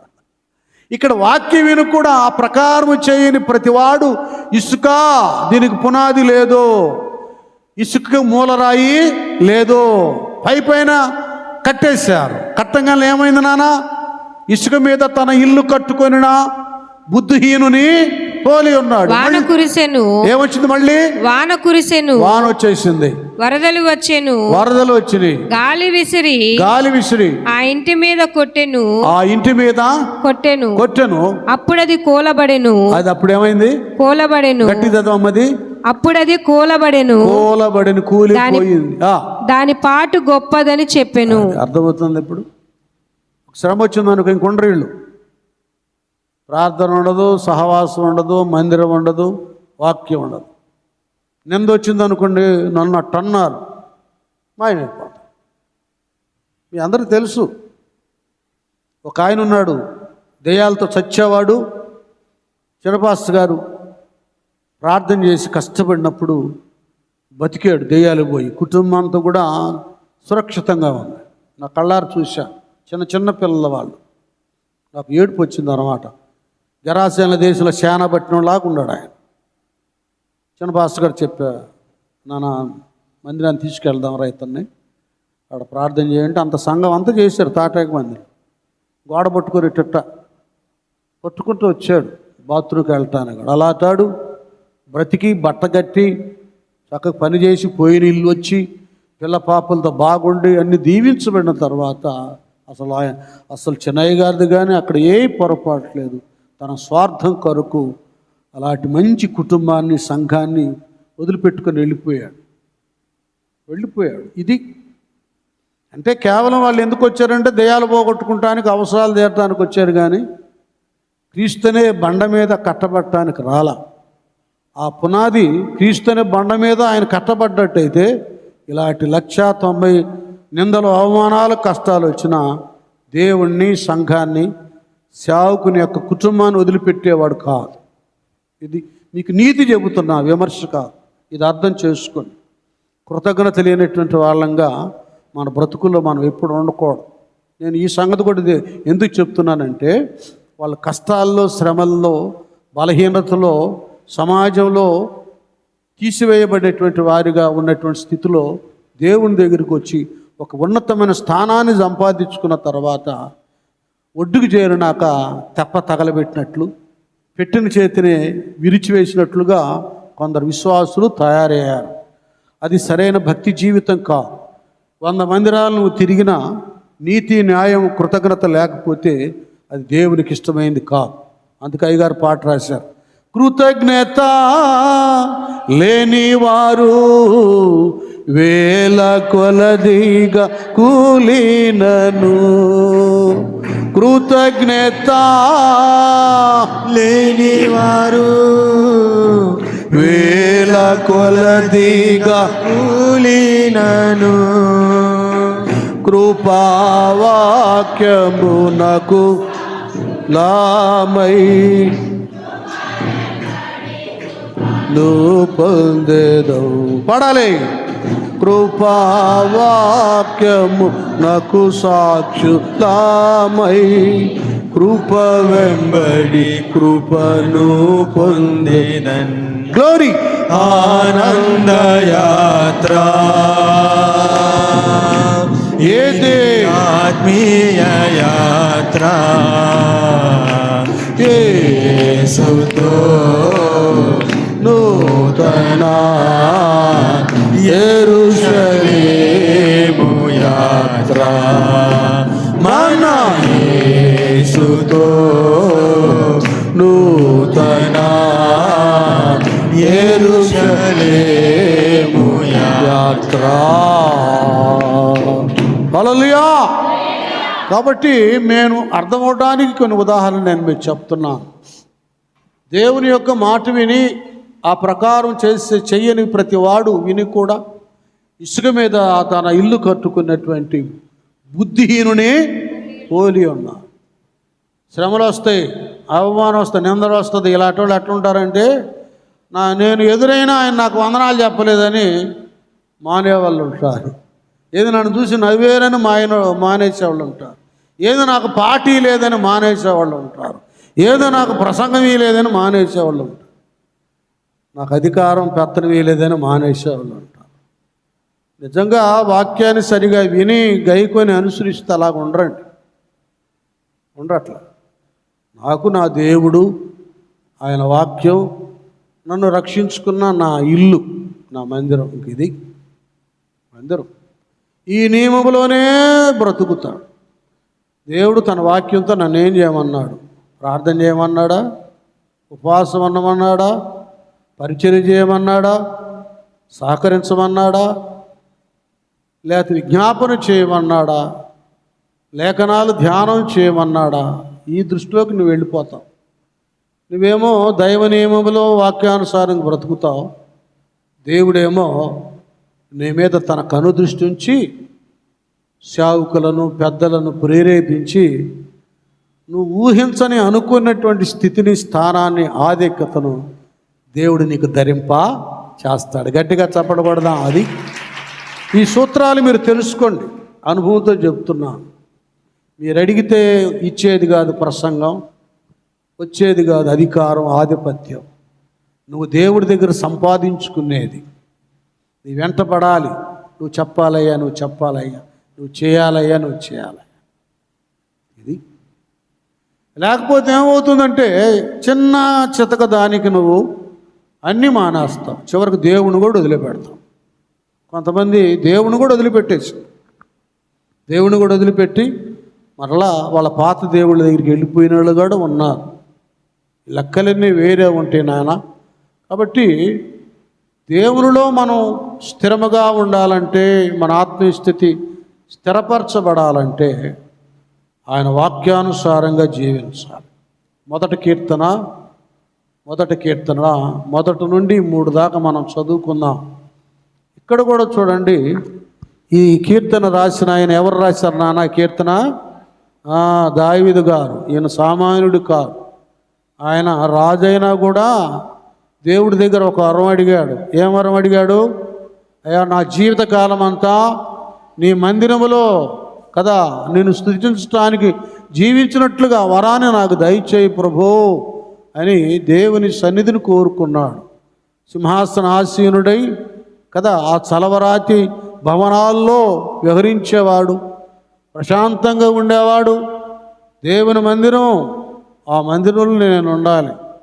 అది ఏ రాయి అయినా, ఏ బండైనా, ఎక్కడైనా అక్కడ ఆయన ఉంటాడు కనుక నేను ఆయన దగ్గర ఉండాలని కోరుకున్న మహాభక్తుడు ఆయనండి. మామూలు భక్తుడు కాదు అది. ఏమండి, ఈనాడు మనం ఒక తాటాకింట్లో నుంచి రేకులింట్లోకి వెళ్ళినా కూడా కళ్ళు పైకి వెళ్తాయి. ఏమండి, అంటే అందరు కాదులేండి, కొందరు ఉన్నారు మొదటి స్థితిని మర్చిపోతారు. అలా తోడు కాదు ఈయన. దావీదు అంత గొప్పోడు అంటే అర్ధరాత్రి వాడు వెళుతున్నాడంట. రాణిగారికి అనుమానం వచ్చి సైనికులు పంపిస్తే ఒక చక్కగా ఆ కొండల్లో ఉంటుంది, ఏమంటారు వాటిని, ఆ లోయల్లోకి అక్కడికి వెళ్ళిపోయి అక్కడ మోకరించి ప్రార్థన చేస్తూ ఆ సమయంలో మరి ఆ గొర్రెల కాపరి పైన వేసుకుంటాడు గొంగళి, అది కొంకి కర్ర, ఆ కిర్రు చెప్పులు, ఇంకేమేమి ఉపయోగిస్తారో గొర్రెల కాపరులు అవన్నీ అక్కడ పెట్టి, ప్రభువా ఒకప్పుడు నా బ్రతుకు ఇదే, ఇప్పుడు నన్ను ఉన్నతమైనటువంటి రత్న ముత్యాలతో అలంకరించబడినటువంటి సింహాసనములో ఆసీనుడిగా చేశావు, ఇది నీ భాగ్యం కదయ్యా అని కృతజ్ఞత మనస్సాక్షి కలిగి ఉన్నారు. మనం కొద్దిగా ఇంత హైలైట్ అవ్వగానే మనం హైలైట్ అయిపోవడానికి మన పక్కన వాళ్ళని ఈవెన్ సేవకుడితో సహా తగ్గియటానికి ప్రయత్నం చేస్తాం. చూడండి, ఎందుకు మన భక్తి దానివలన ఎవరికి ప్రయోజనం లేకుండా పోతుందంటే కృతజ్ఞత లేని భక్తిని, ఇది మనస్సాక్షి లేని భక్తి మనది. అందుకే ఏం కాదు. నేను అందుకే దావీదు గారు జ్ఞాపకం వస్తాడు. సూట్లు బూట్లు కారుల్లో తిరుగుతున్నాను, ఇది గొప్ప కాదు కదా, ప్రథమ స్థానం ఇది కాదు కదా. నేను చాలాసార్లు సాక్ష్యం చెప్పాను. పడుకుంటానికి చాపలేని పరిస్థితి ఒకప్పుడు ఏర్పడింది. తండ్రి మమ్మల్ని బాగానే పెంచాడు. కష్ట సుఖాలనేవి కలిమిలేవులనేటటువంటి కావడి కుండలాంటివి కదా, చీకటి వెలుగు లాంటివి కదా వచ్చినాయి మనకు. అలాంటి కష్టాన్ని కూడా నేను అనుభవించాను. దేవునిలోకి వచ్చినాక ఒక ఉన్నతమైన స్థితిని, స్థానాన్ని దేవుడు నాకు ఇచ్చాడు. పాతది నేను మర్చిపోను. సాక్ష్యం కూడా చెప్పేస్తాను నేను. కొంతమంది చెప్పరు, సాక్ష్యాలే చెప్పరు. కొంతమంది తన పాత స్థితిని చెప్పరు. ఇలాంటి దరిద్ర స్థితిలో ఉన్నాను, ఇలాంటి భయంకరమైనటువంటి బలహీనతలో ఉన్నాను, బంధకాల్లో ఉన్నాను, చీకట్లో ఉన్నాను. చీకటి నుండి ఆశ్చర్యకరమైన తన వెలుగులోనికి దేవుడు నన్ను నడిపించాడు అని చెప్పగలరా? ఈరోజు అది ఇదే సూట్లు బూట్లు వేసుకొని ప్రసంగాలు, పాటలు, ఆరాధన చేయటానికి ఆతృత పడుతున్నారు. కానీ నా బ్రతికి ఇదే ఒకప్పుడు. చచ్చేవాడిని దేవుడు బ్రతికిచ్చాడు, క్షీణించేవాడిని దేవుడు వృద్ధి చేశాడు అని చెప్పాలి. నువ్వు నేను దావీదు గారి కంటే, పౌలు గారి కంటే గొప్పోళ్ళమా? పౌలు ఆ దినాల్లోనూ లక్షాధికారి, తన సమస్తం దేవుని సేవ కొరకు వేయిపరిచాడు. ఆయన ఏమంటాడు? నేను పాపులలో పాపిని. ఒకప్పుడు ఎలాంటి వాడిని? ఒకప్పుడు దూషకుడును హింసకుడును హానికరుడనైన నన్ను. ఇప్పుడు చెప్పానంటే సాధ్యం చెబుతారేమో. ఇప్పుడు స్టైల్గా చూపిస్తున్నారు జనాలకి. పాతదేంటో ఈ స్థితి దేవుని మూలముగా ఎలాగొచ్చిందో ఈ సాక్ష్యాలు కూడా చెప్పాలి.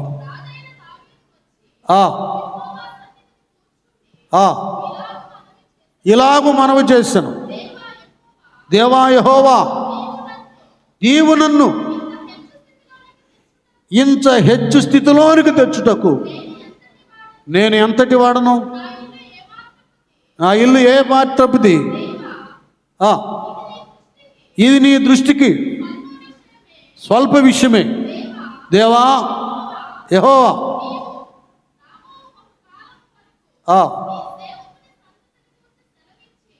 సెలవిచ్చి మనుషులు మాట్లాడినట్లు నాతో మాటలాడి నా సంతతి ఘనత చెందునని. ఒకసారి గట్టిగా చప్పలు పట్టండి. ఇక్కడ విషయం చూడండి, ఈ బ్లెస్సింగ్స్ లింక్ ఎంత పట్టుకెళ్ళిందంటే, దేవుడు గొర్రెలు కాచుకునేవాడిని నాతో ఉన్నాడు గనుక, నాతో ఉండటానికి కారణం నేను ఆయన ధర్మశాస్త్రములను దీవారాత్రం ధ్యానం చేసి దానిలో ఆనందించాను. ధర్మశాస్త్రములను ఆనందించుచు దీవారాత్రములు దానిని ధ్యానం ఈయన ఎలాంటివాడంటే, దేవుని ధర్మశాస్త్రాన్ని తాను అనుసరిస్తూ ధర్మశాస్త్రాన్ని అనుసరించక దేవుణ్ణి దూరం చేసుకున్న వాళ్ళని చూసంట ఈయనకి దుఃఖం వచ్చిందంట, ఏడుపు వచ్చిందంట. 119 కీర్తనలో ఉంటుంది నాన్న, అది నాకు భలే ఇష్టం. సేవకులకు కూడా నేను సేవకుల సదస్సులో నేను ఈ మాట చెప్తాను.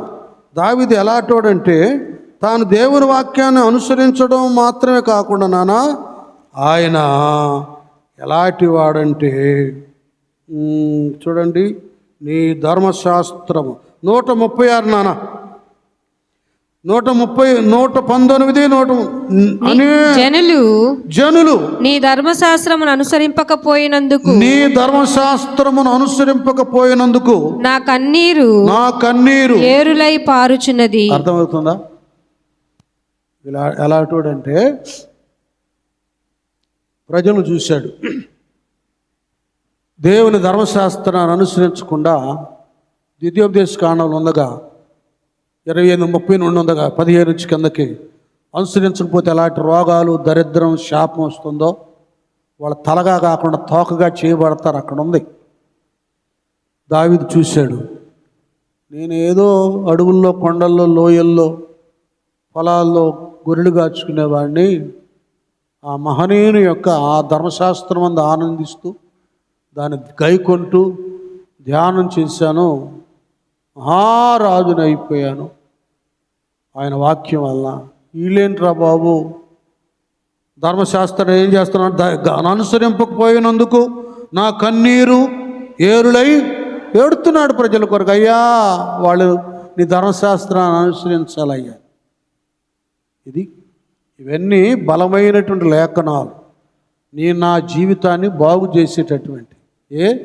నీ జీవితంలో ఎప్పుడైనా అయ్యో ఫలానా వాక్యానికి వ్యతిరేకంగా ఉంటున్నానే, దేవుని సమయం దేవునికి ఇవ్వడం లేదే, నా దేహం దేవుని ఆలయం గనుక ఆయన సన్నిధిలో మోకరించి ఉపవాసాలతో నలగొట్టుకోవట్లేదే నానా, దశమ భాగం దేవుని సొమ్ము కనుక ఆయన సొమ్మును నేను దొంగిలిస్తున్నానే అని ఏనాడైనా దేవుని వాక్యాన్ని నీవు అనుసరింపక తృణీకరించిన దాన్ని బట్టి పశ్చాత్తాపడ్డావా? ఏడ్చావా ఎప్పుడైనా? ఈయన దావీదు తన గురించి ఆడవడం మాత్రమే కాదు, పౌలు భక్తుడయ్యో అందరికి చెప్పి నేనెక్కడ భ్రష్టుని అయిపోతానని తన జీవితాన్ని పరిశీలన చేసుకున్నాడు. వాక్యానుసారంగా ఉందో లేదు. ఈనాడైనా నువ్వు అలా చేసుకున్నావా? చేసుకోకపోక ధీమా వ్యక్తపరుస్తున్నామ్మా. ఏ తప్పు చేయనటువంటి వాళ్ళగా మనం కనబడుతున్నాం, దేవునికి అనుకూలంగా ఉన్నట్లుగా మనం నటిస్తున్నాం. ఇక్కడ లేఖనం ఏం చెప్తుంది, భక్తులు ఏం చెప్తున్నారు? దావీదు భక్తుడు తన జీవితంలో ఒక ఉన్నతమైన రాజుగా తీర్చబడటానికి కారణం, తనకు అభిషిక్తుడిగా, దేవుని హృదయానుసారుడుగా, దేవుని చిత్తానుసారమైనటువంటి భక్తునిగా, ఒక ప్రవక్తగా, ఒక మహనీయునిగా, ఒక వక్తగా, ఒక బోధకుడుగా అనే మాట నేను ఎందుకు అంటున్నాడంటే, నాన్న ఇక్కడికి వెళ్ళిపోదామా, 34వ కీర్తనకి వెళ్దామా? అక్కడ చూడండి ఏమంటాడో. ఈయన అనేకులను దేవుని యొక్క నియమములో బ్రతికించినటువంటి వాడు. ఇలాగంటున్నాడు, పిల్లలారా మీరు వచ్చి నా మాట వినుడి, యెహోవా యందలి భయభక్తులు మీకు నేర్పెదను. బ్రతకగోరువాడు ఎవడైనా ఉన్నాడా? గట్టిగా చెబుతున్నాడు. దేవుల్లో కానీ, లోకంలో కానీ, కుటుంబ వ్యవస్థలో కానీ బ్రతకగోరువాడు ఎవడైనా ఉన్నాడా? మేలునందుచు అనేక దినములు బ్రతకగోరువాడు ఎవడైనా ఉన్నాడా? మేలునందుచు అనేక దినములు బ్రతకగోరువాడు ఎవరైనా ఉన్నాడా? చెడ్డ మాటలు పలకకుండా నీ కపటమైన మాటలు పలుకకుండా కపటమైన మాటలు పలకకుండా నీ పెదవులను కాచుకొనుము. నీ యొక్క పెదవులను కాచుకొనుము. కాచుకొనుము. కీడు చేయుట మాని మేలు చేయుము. కీడు చేయటం మాని మేలు చేయము. సమాధానము వెదకి దాని వెంటాడుము. సమాధానము కలిగి దాన్ని వెంటాడుము. దేవునికి స్తోత్రం. హల్లెలూయా. కాబట్టి యెహోవా దృష్టి నీతిమంతుల మీద ఉన్నది, ఆయన చెవులు వారి మొరలకు ఒగ్గి ఉన్నవి. చాలు. హల్లెలూయా. దుష్క్రియలు చేయు వారి దుష్క్రియలు చేయవారు జ్ఞాపకమును భూమి మీద నుండి కొట్టివేయుటకై యెహోవా సన్నిధి వారికి విరోధముగానున్నది. కనుక ఇక్కడ ఈయన ఏం చేశాడంటే, మీరు వచ్చి నా మాటలు వినండి. దేవుళ్ళ బ్రతకాలు, కుటుంబ వ్యవస్థలు ఉండాలంటే వినండి. నేను అనుభూతి చెప్తున్నాను. నేను దేవుళ్ళు ఎలాగున్నానో భయభక్తులతో ఆయన వాక్యానుసారంగా నాకు ఈ దీవెన వచ్చేసింది. నేను శ్రమలో ఆయన దగ్గర విచారణ చేశాను, నాకు ఉత్తరం ఇచ్చాడు, నన్ను లేవనెత్తాడు, మళ్ళీ బలపరుస్తున్నాడు నీతిమంతుల్ని. నీతిమంతులు కలుగు ఆపదలు అనేకములు, వాటన్నిటి నుండి ఆయన వారిని, యెహోవా వారిని తప్పించును. చూడండి, అనుభవంతో కూడిన మాటలు పౌలు గారి, దావీదు గారి. ఇలాంటివి వాళ్ళు అంతగా దీవించబడటానికి కారణం ఏంటంటే, పౌలు గారేమో వాక్యానుసారంగా సౌలా సౌలా అని దేవుడు పిలవగా దేవుని కొరకు ప్రాణాన్ని బలిగా అర్పించడానికి సిద్ధపడ్డాడు. దావీదు గారేమో ఆయన మాటను తృణీకరించకుండా ఆయన వాక్యాన్ని హృదయంలో పెట్టుకొని ఏ విధమైన పాపం చేయలేదు. ఇలాంటి ఆయనే మొదటి కీర్తనలో ఇదొకటి చెప్పేసి నేను ముగిస్తాను. ఇలాగుంటున్నాడు, చదువునా, ఆలోచన చొప్పున అదే ఇక్కడ అన్ని చెప్పేస్తున్నాడు. దుష్టుల ఆలోచన చొప్పున నడువక పాపుల మార్గమున నిలువక అపహాసకులు కూర్చుండు చోటను కూర్చుండక యెహోవా ధర్మశాస్త్రమునందు ఆనందించుచు దివారాత్రము దానిని ధ్యానించువాడు ధన్యుడు. లెక్కలోకి వచ్చేసాడు. దివారాత్రములు దానిని ధ్యానించువాడు ధన్యుడు. అతడు నీటి కాలువ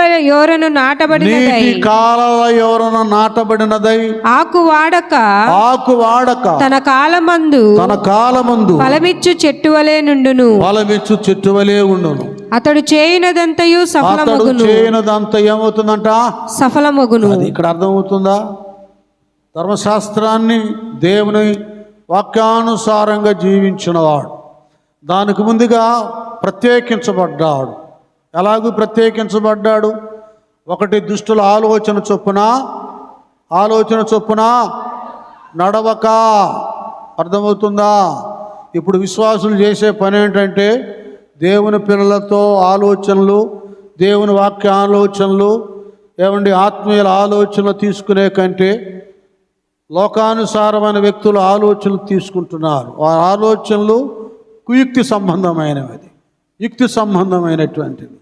అవి ఇద్దరికి సమాధానాన్ని ఇచ్చేది కాదు. ఆలోచన ఒకరికి కీడు కలిగితే ఇంకొకరికి మేలు కలుగుతుంది, అది కాదు. అన్ని రకాలుగా ఏ నష్టమో వాటిల్లకూడదు, సమాధానకరంగా ఉండాలి. రెండవది ఏంటి?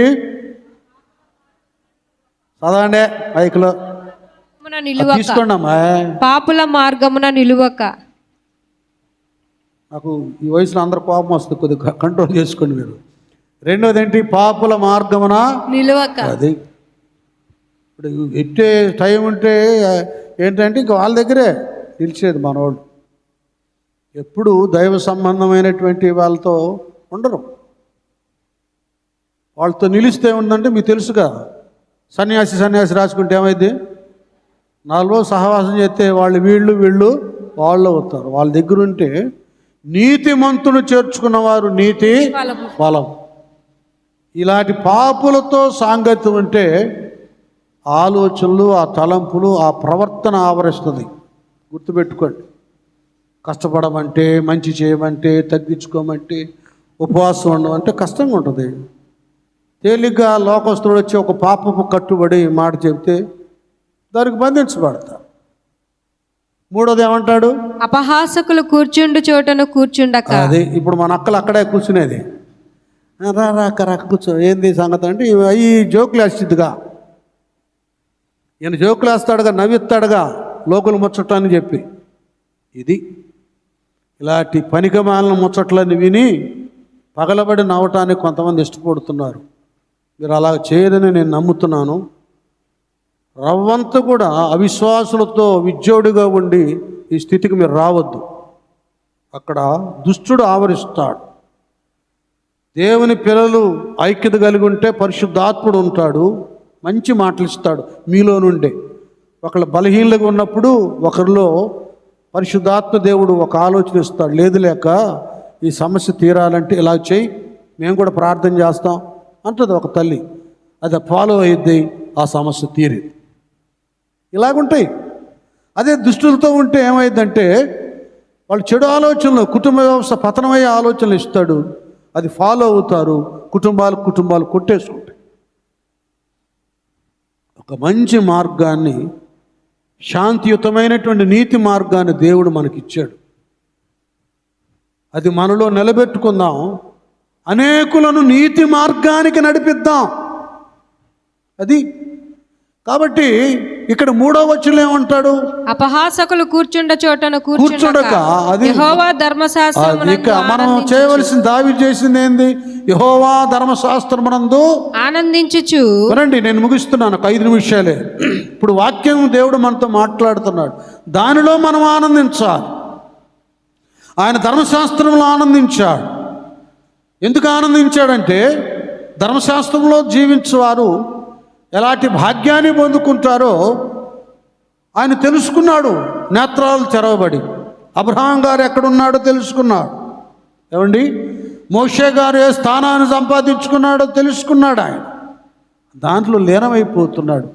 నా పితరులతో కూడా నాకు పరమందు ఈ స్థానం ఉంది, ఆహాహా ఆనందిస్తున్నాడు. ఏమండి, 84వ కీర్తనలో కోరహ కుమారు వీళ్ళందరూ నేత్రాలు తెరవబడి ఎంత రమణీయములు యెహోవా నీ నివాసములు, వాటిని చూశారు. పౌలయ్య కూడా మొత్తుకున్నాడు సంఘానికి, అరే బాబు మీరు క్రీస్తుతో కూడా లేపబడిన వారైతే పైనుండి వాటినే వెతకండి.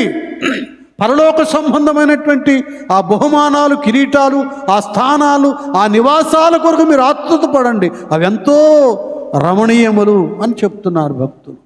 అనా వాక్యములో మనం ఆనందించాలి. యెహోవా ధర్మశాస్త్రమునందు ఆనందించు, దివారాత్రము దానిని ధ్యానించువాడు ధన్యుడు. దాన్ని ఏం చేస్తున్నాడు దావీదయ్య? ధ్యానం చేస్తున్నాడు. అది ఇప్పుడు వాక్యం విన్నారు అనుకోండి, ఇంటికి వెళ్ళిపోయి కొద్దిగా టిఫిన్ చేసిన, భోజనం చేసిన, దాని గురించి ఆలోచన. రాత్రి నిద్రపోయే టైంలో ఒక కదా ఈ గేదెలు వినున్నాయి ఎలాగో నెమరు వేస్తుందో అన్నిటినీ మరలా తినదాన్ని మేతను బయటికి తెచ్చుకొని అలాగూ విన్న వాక్యాన్ని ఒక్కసారి మైండ్లోకి మొత్తం తెచ్చుకొని దాన్ని మనము ధ్యానం చేయాలి. ఈ పశువులకు అది నెమరు వేస్తే నరాలకు అంత పుష్టి, శక్తి, రక్తంలో బలం వస్తుందో, ఆత్మీయులు దేవుని వాక్యాన్ని ధ్యానం చేస్తే నా అంతరంగమునున్నా, గట్టిగా నా అంతరంగమునున్నా, అదే నరాల్లో అంతరంగములో, హృదయాంతరంగములో ఈ వాక్యము మిళితమై ధ్యానం చేస్తూ అభిషేకాన్ని పొందుకుంటూ ఆత్మ బలాన్ని పొందుకుంటూ, అది రాత్రి వేళైతే చక్కటి కళిస్తాడు, మంచి దర్శనాలు దేవుడు కలుగా చేస్తాడు. హాయిగా సుఖమైన నిద్ర, చురుకైన వెలుగుతో లేచి దేవునికి స్తోత్రాలు చెల్లిస్తాం. అది నా మంచము మీద నిన్ను జ్ఞాపకము చేసుకుని రాత్రి జాముల యందు, చూడండి, రాత్రి మంచం మీద జ్ఞాపకం చేసుకున్నాడు. రాత్రి జాము యందు నిన్ను ధ్యానించినప్పుడు క్రొవ్వు మెదడు నాకు దొరికినట్లుగా నా ప్రాణము తృప్తి పొందుచున్నది. గట్టిగా చెప్పడబడదా? అది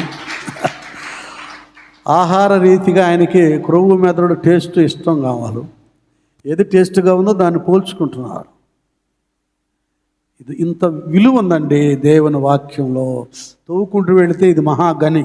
తవ్వుకుంటూ వెళితే దేవుడు ఇంకా రత్నాలు, ముత్యాలు, ఘనమైనటువంటి మన చేతికి అందిస్తాడు. కనుక కేవలం భౌతికంగా తినటం, తాగడం, ఉద్యోగాలు, సద్యోగాలు చేసుకుంటాం వద్దని చెప్పటంలా, దేవుడు చెప్పటం లేదు. అవి మాత్రమే కాకుండా కొంత సమయము వాక్యానికి ఇవ్వండి. విన్న వాక్యాన్ని ధ్యానం చేయండి. విన్న వాక్య ప్రకారం నేను బ్రతుకుతున్నానా లేదా పరిశీలన చేసుకోండి. ఇంకా గైకొనని సందేశాలు, మాటలు, ఆజ్ఞలు ఏముంటే గైకొనండి. ఇక్కడైనా ఇసుక మీద తీసేసి కొద్ది పునాది దవ్వుకోండి. క్రీస్తు అనే బండ మీద మీ ఆత్మీయ ఇల్లు కట్టుకోండి.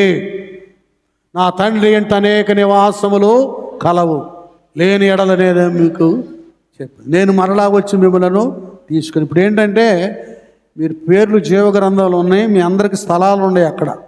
ఇప్పుడు మీరే కట్టుకోవాలి, మనమే ఇల్లు కట్టుకోవాలి. ఇక్కడేమో ఈ డబ్బులతో, అక్కడేమో మన సత్క్రియలు, మన ఉపవాసం, మన ప్రార్థన, మన సహకారం, మన దాన ధర్మాలు ఏవండి, ఈ ధర్మ కార్యాలు ఇవన్నీ కూడా పరులకింత పెట్టిందే పరలోకపు పెట్టుబడి. కనుక ఇక్కడ చేసి ఇక్కడిచ్చి అక్కడ దూతల చేతికి మనీ అందించండి, పరలోక దానం. వాళ్ళు ఏం చేస్తారో పునాది వేసి నీ కొరకు నివాసాన్ని గంభీరంగా తయారు చేస్తారు. చాలా లోతులు ఉన్నాయి, చెప్పుకుంటూ వెళ్తే అదంత తేలిక అర్థమయ్యేది కాదు. నేనేదో మీకు చాలా విషయాలు చెబుదాం అనుకుంటుంటే మీరు రావడం లేదు. బైబిల్ స్టడీ లాంటిది పెట్టినప్పుడు కూడా చాలామంది ధిక్కరిస్తున్నట్లుగానే చేస్తున్నారు. పురుషుల కూడికని శుక్రవారం చెప్తే ఒక 10 మందే వచ్చారు, 10-12 మంది. మిగతా వాళ్ళకి అంత ఇష్టం లేదేమో వాక్యం. కాబట్టి మీకు తెలీదు, వాక్యంలో చాలా విలువ ఉంది, ఘనత ఉంది, ఆశీర్వాదం ఉంది, అభివృద్ధి ఉంది, అభిషేకం కూడా ఉంది. కనుక ఆ వాక్యాన్ని గైకొందాం, బుద్ధిమంతులుగా, బుద్ధిగల కన్యకలుగా తయారవుదాం, దేవునిలో స్థిరులుగా ఉందాం. అట్టి భాగ్యాన్ని దేవుడు మనందరికీ అనుగ్రహించునుగాక. అందరూ ఒక్క నిమిషం ధ్యానం చేసుకుందాం. ఒక్క నిమిషం